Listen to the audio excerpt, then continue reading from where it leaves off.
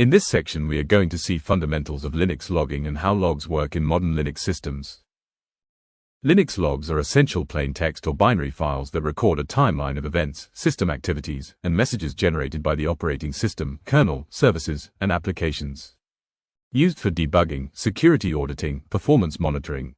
Log files are stored in /var/log directory. For any authentication like SSH, background cron sessions, and if you run any sudo commands, these are logged in this directory.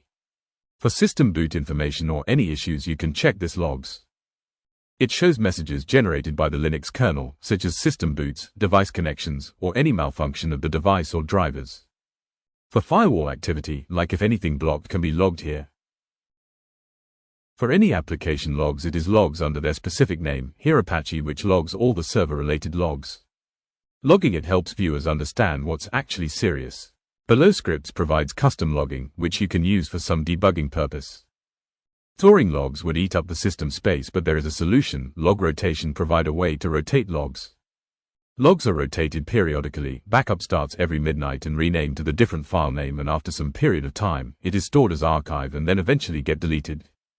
General configuration for log rotation can be found in logrotate.conference, like compression, retention, and location of the config for each app can be found here.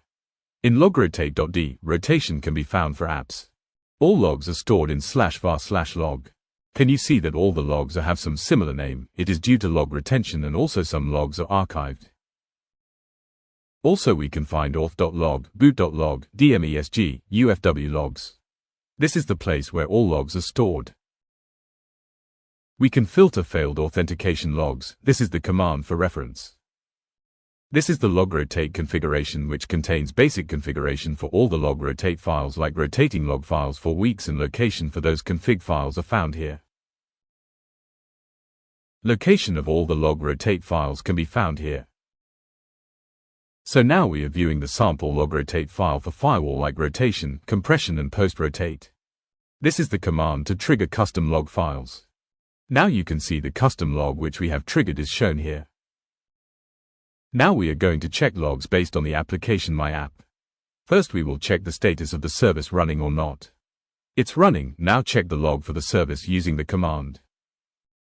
Now we can see the logs for all the particular app service.